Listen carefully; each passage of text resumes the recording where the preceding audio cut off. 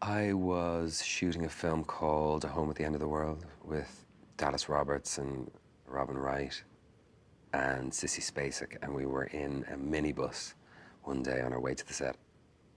And Sissy Spacek said, "Oh, I have a friend of mine wants you to read a script of his." And I said, "Oh, cool."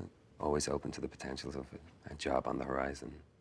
She said, "You might know him. His name is Terry Malick." I thought, "Oh yeah, I know that man. What's he doing?" She said, "Oh, he'll tell you himself." I had seen Thin Red Line and Badlands, and I was just so kind of bewitched by the worlds that Terry creates. And we spoke, had a lunch together, I think, and maybe a margarita or two. I know he used to like a margarita. I don't know that he ever explained to me his vision. I think it was all, not all, but certainly the template or the blueprint was on the page that I read and the script that I read. I don't know how many pages the script was. I don't know if it was a full script or if it was some hybrid between a script and a treatment, you know? I mean, you just trust completely based on either the work that you've seen of Terry's or just meeting the man himself and grasping fairly instantaneously what an extraordinarily unique human being he is and what a kind of a cinematic philosopher and a poet and a romantic and also a hardline realist. Those kind of contradictions are in play when it comes to Terry. He's so complicated and yet has this beautiful simplicity to him. And you would just put your life in his hands.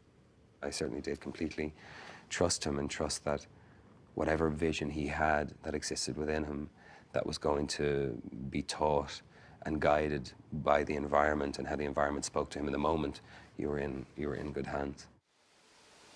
Suppose I ask you to marry me. What would you say? Are you asking me? Where would we live? Here? England, if you wish. Perhaps that would be best. You could forget your life in this place. I couldn't live in England, Mr. Roth. Say yes. Listen to you. Always giving orders. The audition process for The New World was actually quite a journey in itself. It was about 2 months of auditioning. I really owe everything to this casting assistant at the time, Joanna Brooks. She was working in Renee Haynes' casting, and my agent had submitted me at the time for a TV series called Into the West. And she saw my photo on one of the piles, and it was this picture. I'm in traditional clothing, and I have kind of this smile on my face, and she thought I kind of resembled a Native American version of Julia Roberts. And Koryanka, how tall are you? I'm 5'3". Okay, and how old are you? I'm 14. All right. Can you look off that way as if you're looking for someone way off in the distance over there? Good, and check out over that way. Way over there. Good, and back to me. And so she was like, "Did we bring her in already?" And they were like, no, she's too young, because they were looking for somebody 18 or older. And I just turned 14. She actually risked her job persisting on them for about 3 days, bugging them like, "I think we should bring her in, I think we should bring her in." And then finally they were like, "Okay, fine, just bring her in." They kept calling me back in, and they were like, "You're too young for the role, but we just want to see you again." So then I thought, okay, well, maybe she has a sister or something like that. Yeah, that's great.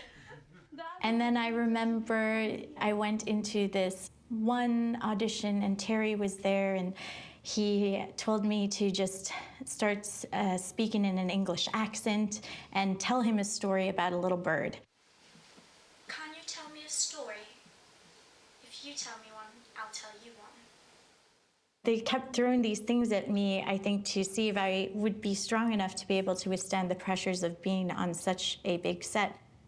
I actually saw that screen test like about 4 or 5 years ago, and it was really funny because, you know, as an actor, you always feel like everybody's knowing your secrets of how you're feeling in that moment, but all that nervousness on my eyes, it just kind of jumped out.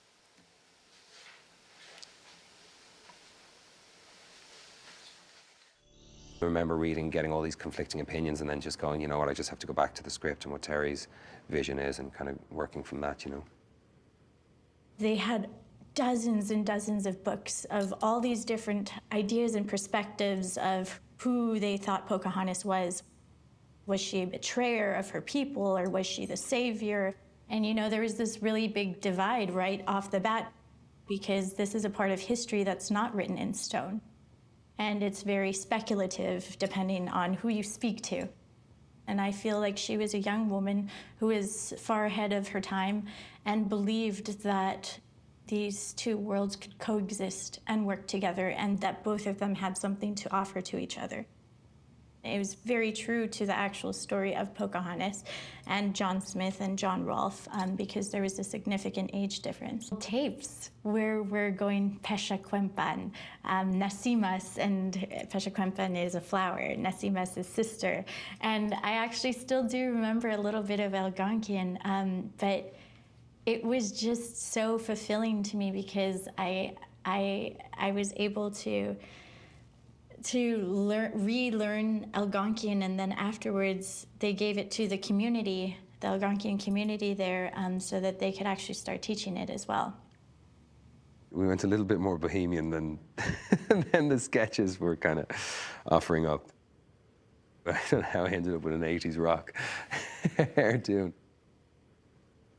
There was a realization that he had spent time in Romania and in Eastern Europe, and so that influenced the little dragon earring that I had, and some tattoos that I had that were my own that Terry kind of liked. I'm Quechua Huachipaira Indian from Peru. So I have all my family in Peru, and then my adopted family on the Navajo reservation. It was very important to give an authentic depiction, whether it be the dancing or the songs. So I relied heavily on all of my family and different things. And I studied dance since I was little.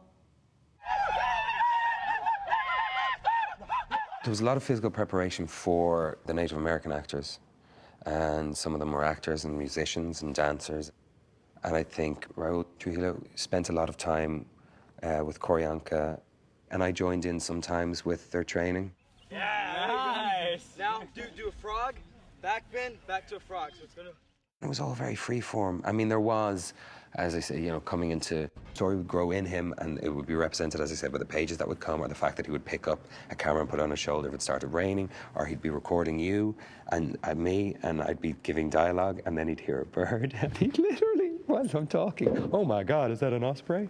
And you'd be standing there, and he might refute that. And Terry, if you ever see this, I was never insulted by it, because it was so charming and gorgeous and essential in how embedded in the moment and open to the moment, not just the actor's moment, but the moment of the whole world, even behind where the camera was facing. I mean, his level of openness and honesty in regard to capturing life on the fly was so inspiring. So he's very structured, and he's very detailed, and he is a perfectionist, but it's a perfection that he'll never achieve, thank God, because life just changes too fast.